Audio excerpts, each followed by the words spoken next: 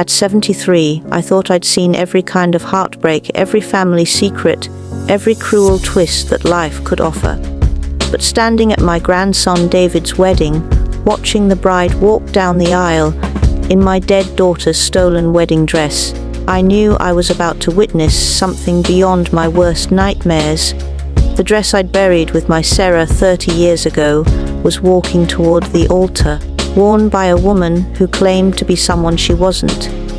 And nobody else in that church had any idea they were watching a ghost come to life. The moment I saw that dress, my hand started shaking so violently I nearly dropped my purse. It was Sarah's dress, every pearl, every piece of lace exactly as I remembered. But Sarah had been buried in that dress in 1994. I'd watched them lower her coffin into the ground. My beautiful daughter wrapped in the wedding gown she'd worn just 6 months before cancer took her away. The dress had been custom made, one of a kind. There was no way this was a coincidence. Someone had dug up my daughter's grave. Someone had stolen the dress from her corpse, and that someone was now walking down the aisle to marry my grandson. The bride's name was supposed to be Jennifer Walsh, 25 years old, from Portland, orphaned young, no family. David had met her at a coffee shop 6 months ago, but as she got closer to the altar, as I saw her face more clearly beneath the veil, something clicked in my memory. I knew that face, not Jennifer Walsh's face, someone else entirely. I fumbled for my phone, hands trembling as I scrolled through old photos. There it was, a picture from 1993, Sarah's wedding day. But not just Sarah. In the background, barely visible, was her maid of honor's younger sister, a girl of about 15, awkward and jealous, staring at Sarah with undisguised envy. The girl's name was Amanda Price, and 30 years later, she was wearing my daughter's dress, claiming to be Jennifer Walsh, and about to marry Sarah's son. My mind raced back to that wedding day in 1993. Amanda had been obsessed with Sarah, following her around like a lost puppy. She'd begged to try on the dress, had thrown a tantrum when Sarah refused. "Someday I'll have a dress just like this," she'd screamed. "Someday I'll be just like you." Sarah had laughed it off. We all had. Amanda was just a troubled teenager acting out. But I remembered how she'd stared at that dress, how she'd touched it when she thought no one was looking, how she'd asked 100 questions about where Sarah had bought it, who had made it, how much it cost. Amanda's sister Kelly had been Sarah's best friend since childhood, but Kelly had died in a car accident in 1995, just a year after Sarah's funeral. I'd heard Amanda had taken Kelly's death hard, had moved away somewhere out west. I'd never seen or heard from her again, until now. Until she showed up at my grandson's wedding, wearing my dead daughter's dress and pretending to be someone else. The ceremony was starting. I watched in horror as David took Jennifer's hand. He had no idea. None of us had talked about his mother much after she died. He'd been only 5 when cancer took her. Most of his memories of Sarah came from photographs and the stories I'd told him. He wouldn't recognize the dress. He wouldn't know its significance. But I did, and I had to decide what to do about it. My first instinct was to stand up and stop the wedding right there, to scream that this woman was a fraud, that she was wearing a dead woman's stolen clothes. But I looked around at the packed church. David's friends, his co-workers, neighbors I'd known for decades. This was supposed to be his perfect day. And what proof did I have? A 30-year-old photograph and a dress that was supposed to be buried. Who would believe me? Who would take the word of a 73-year-old woman claiming the bride had robbed a grave? I sat frozen as the pastor began the ceremony. Dearly beloved, we are gathered here today to witness the union of David Mitchell and Jennifer Walsh. Jennifer Walsh. The name felt like poison in my ears. Every time he said it, I wanted to scream, "That's not her name! That's not who she is!" But I remained silent, watching Amanda Price steal my grandson's heart while wearing my daughter's dress.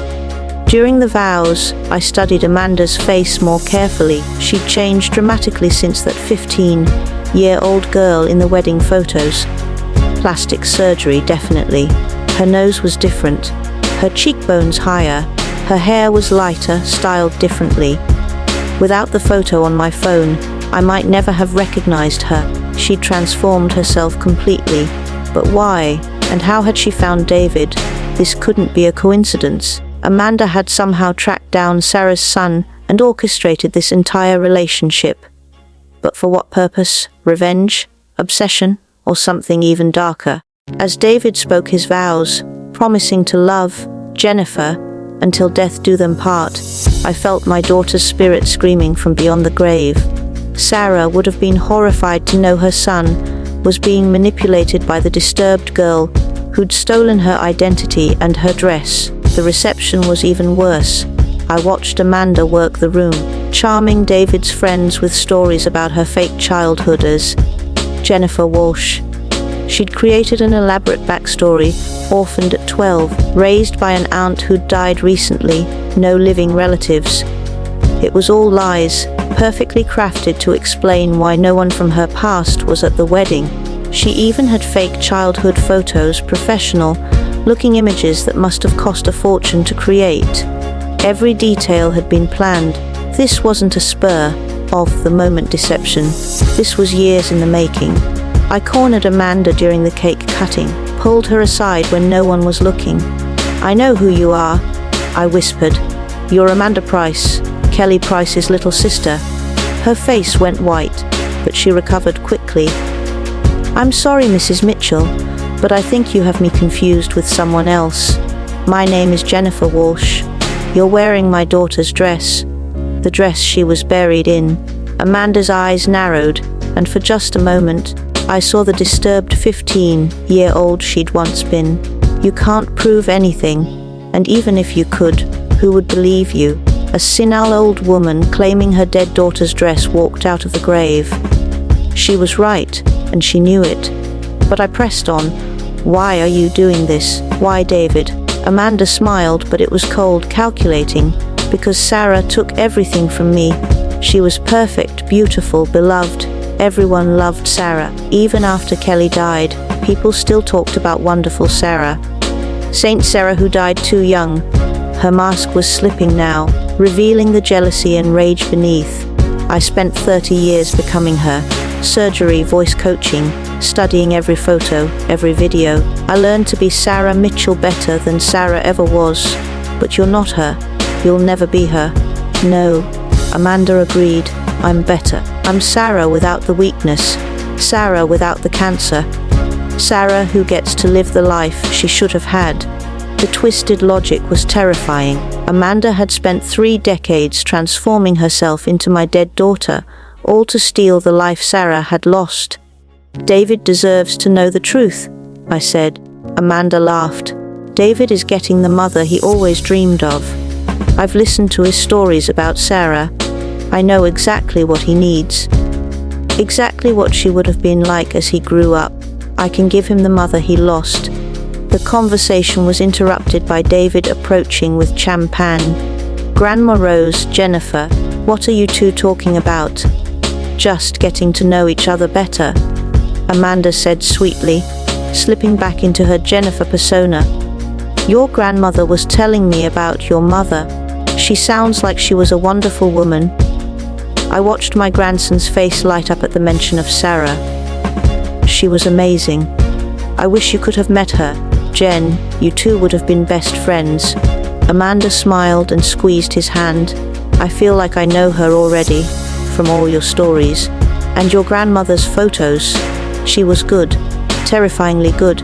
She'd studied my family like a researcher, learned every detail of our lives, our histories, our pain. She knew exactly which buttons to push, exactly what David needed to hear, and he was falling for every word. That night, I couldn't sleep. I kept thinking about Sarah, about the day we'd buried her in that dress. It had been her final wish. "Mama," she'd said in those last weeks, "promise me you'll bury me in my wedding dress." It was the happiest day of my life, marrying Robert. I want to spend eternity remembering that joy. We'd honored her wish.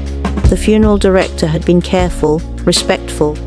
The dress had been pristine when we closed the coffin. So how did Amanda get it? The next morning, I drove to the cemetery. Sarah's grave looked undisturbed, the headstone clean and upright. But I called the cemetery office anyway. I need to speak to someone about grave security, I told them, about whether there have been any disturbances.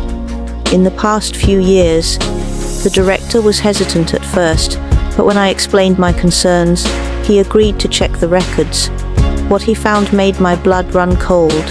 Mrs. Mitchell, I'm afraid we did have an incident about 5 years ago. Someone broke into the mausoleum, where some of our older caskets are stored during ground renovation. Several graves from the 1990s were accessed. During that time, accessed how? The perpetrator had professional equipment. They were able to open caskets without causing obvious external damage. We never caught who did it, but several families reported missing jewelry and clothing items. 5 years ago, right around the time Amanda would have started planning her transformation into Jennifer Walsh. She'd stolen more than just the dress. She'd stolen my daughter's wedding ring too. I'd noticed it on her finger during the ceremony. Sarah's jewelry, Sarah's dress, Sarah's identity. Amanda had robbed my daughter's grave and built her entire fake life around the treasures she'd stolen from a corpse. I had to tell David. But how? How do you tell someone on their honeymoon that their new wife is a grave, robbing identity thief who's been stalking your family for 30 years? I tried calling him, but Amanda answered his phone. Hi, Mrs. Mitchell. David's in the shower. Can I take a message? Her voice was sickeningly sweet, playing the perfect daughter-in-law. I need to speak with my grandson. Alone? Of course. I'll have him call you back. Is everything okay? You sound upset. She was enjoying this, playing with me like a cat with a mouse. She knew I knew, and she knew there was nothing I could do about it. At least nothing that wouldn't destroy David's happiness and make me look like a delusional old woman. When David finally called me back 3 days later, he sounded different. Distant, cold. Grandma, Jen told me about your conversation at the wedding, about how you think she's some girl from Mom's past. She's really hurt. She thinks you don't approve of her. Amanda had gotten to him first. Poisoned the well. Made me look like the villain in this story. David, I can prove what I'm saying. I have photographs. Grandma, please. Jen showed me her birth certificate, her school records, everything. She's Jennifer Walsh from Portland. I don't know why you're doing this, but you need to stop. You're hurting her feelings, and frankly, you're starting to worry me. Worry you how? Jen thinks you might be having some memory issues, getting confused about the past, maybe mixing up people and events. The manipulation was masterful. Amanda had turned my accusations into symptoms of dementia. She'd made David question my mental state rather than her identity. I'm not confused. I know what I saw. Grandma, please. Get some help. Talk to your doctor. And until you do, I think it's best if you stay away from my wife. My own grandson was choosing her over me. The woman wearing his mother's stolen dress had convinced him that his grandmother was losing her mind.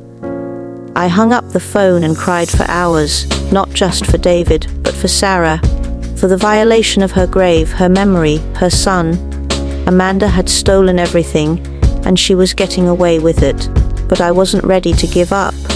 If I couldn't convince David with words, maybe I could find proof he couldn't ignore. I hired a private investigator, an older man who specialized in identity fraud. I need you to find everything you can about Jennifer Walsh from Portland, I told him, and I need you to find out what happened to Amanda Price after 1995. It took him 3 weeks, but what he discovered was even worse than I'd imagined. Jennifer Walsh had existed, a real person born in Portland in 1998, but she died in a house fire in 2019, along with her aunt who'd been raising her. Amanda had stolen a dead woman's identity, complete with social security number, birth records, and personal history. She'd spent years building the Jennifer Walsh persona, creating fake memories and relationships, even going so far as to have herself admitted to Portland General Hospital under Jennifer's name to establish medical records. The investigation revealed Amanda's real history too. After her sister's death in 1995, she'd been in and out of psychiatric facilities for years, diagnosed with severe borderline personality disorder, narcissistic personality disorder, and what psychiatrists called identity disturbance. She'd been hospitalized multiple times for attempting to assume other people's identities, including trying to convince a family in Seattle that she was their missing daughter. But the most disturbing discovery was how she'd found David.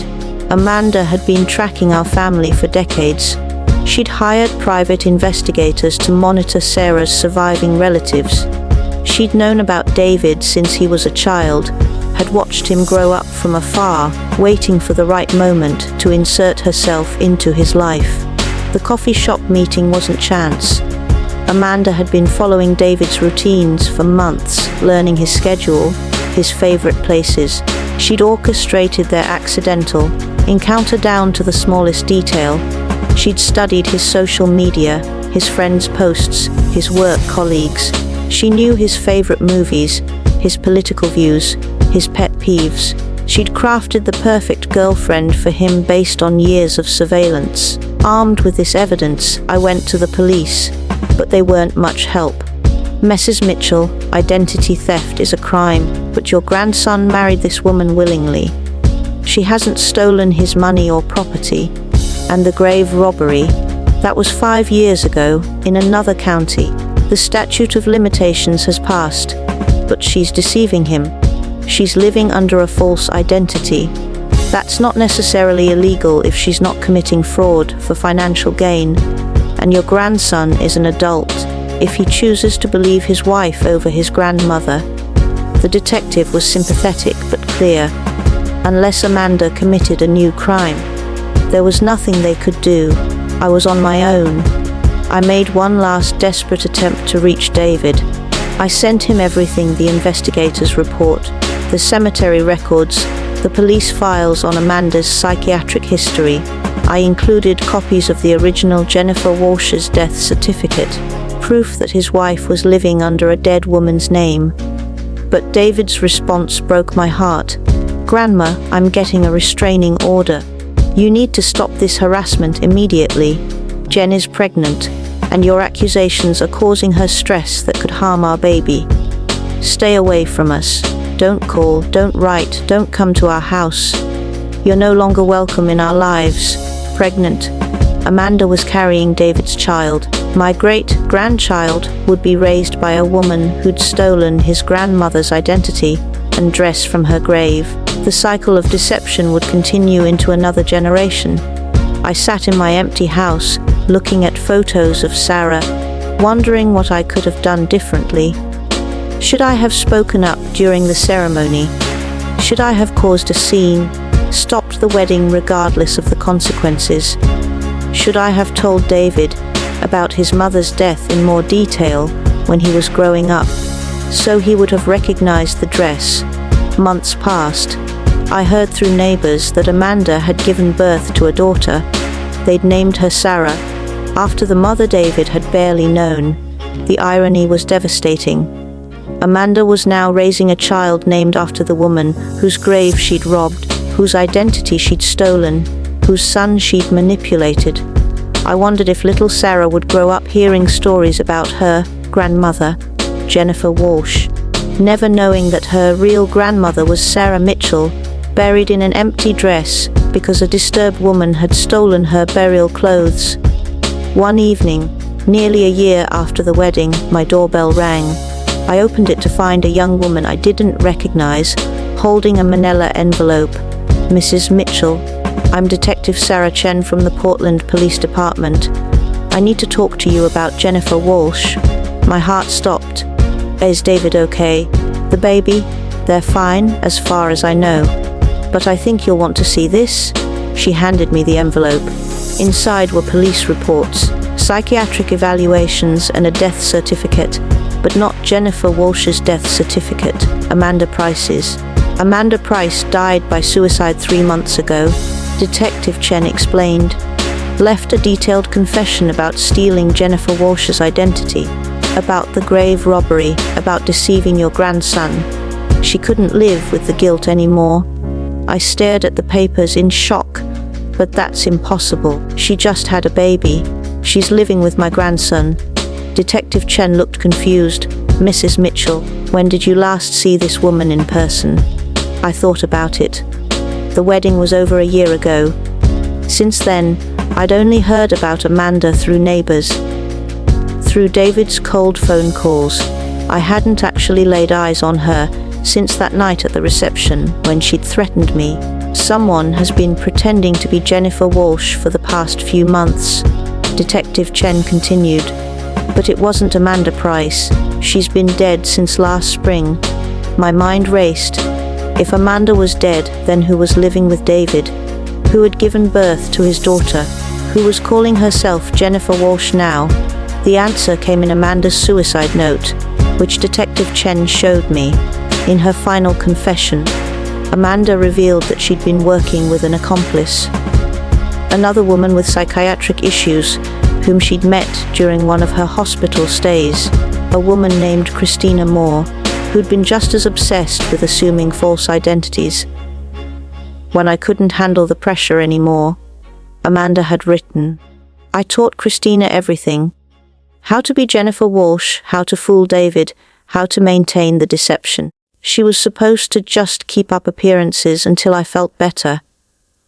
But I could see she was taking over my life, becoming a better Jennifer than I ever was. I couldn't compete with my own creation. Christina had murdered Amanda to take her place permanently. The woman David thought was his wife, the mother of his child, was actually Amanda's killer. A woman who'd assumed an identity that had already been stolen twice, first from the real Jennifer Walsh, who died in a fire, then from Amanda Price, who'd stolen Jennifer's name, and now from Amanda herself. David was living with a woman who was 3 people removed from reality, a Russian nesting doll of false identities and stolen lives. And somewhere in that house of lies was my great-granddaughter, an innocent baby being raised by a psychopathic stranger who'd killed for the right to wear my dead daughter's face. Detective Chen and I drove to David's house immediately. When we knocked, Christina answered the door, holding baby Sarah. She looked exactly like Amanda had at the wedding, but something in her eyes was different, colder, more dangerous. Can I help you? She asked sweetly, playing the perfect mother and wife. Christina Moore, Detective Chen said, showing her badge. You're under arrest for the murder of Amanda Price and identity theft. Christina's mask slipped for just a moment.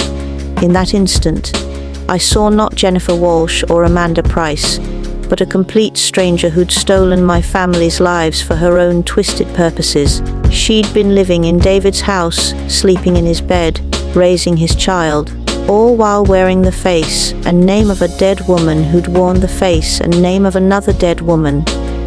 David was devastated when the truth came out, not just about Christina, but about everything. The investigation revealed the whole twisted chain of deception: Jennifer Walsh's death, Amanda's grave robbery and identity theft, Christina's murder and impersonation. My grandson had been married to 3 different people without knowing it, and one of them had been a corpse's grave goods. The real tragedy was baby Sarah, born into this web of lies and stolen identities. David got custody, of course, but how do you explain to a child that her mother was a murderer who'd stolen the name of a dead woman, who'd stolen the identity of another dead woman, who'd worn the burial dress of her real grandmother? In the end, we held a proper funeral for the real Jennifer Walsh, whose identity had been stolen and corrupted. We also held a memorial for Amanda Price, whose obsession with my daughter had ultimately led to her own destruction. And we returned Sarah's wedding dress to her grave, where it belonged, where it should have stayed all along. Christina was sentenced to life in prison for murder. The case made national news. The woman who'd killed to steal a stolen identity, the bride who'd worn a corpse's dress to her own wedding, the grandmother who'd known the truth but couldn't prove it until it was too late. David and I rebuilt our relationship slowly. He understood now why I'd tried to stop the wedding, why I'd seemed paranoid and delusional. He also understood that some obsessions run so deep they span generations, that some people will kill for the chance to be someone else, anyone else but themselves. We're raising little Sarah together now, telling her age, appropriate stories about her real grandmother, the one whose name she bears.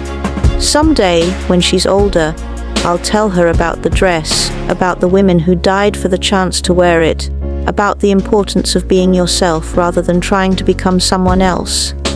At 73, I learned that identity is the most precious thing we own, and some people will do anything to steal it. I learned that the dead don't always rest in peace, especially when the living won't let them. And I learned that sometimes being a grandmother means protecting your family from threats they can't even see coming, even when it makes you look crazy, even when it costs you everything. The imposter bride thought she could steal my daughter's life by wearing her dress, but in the end, the only thing she stole was her own future, and the only thing she wore to her final judgment was the truth.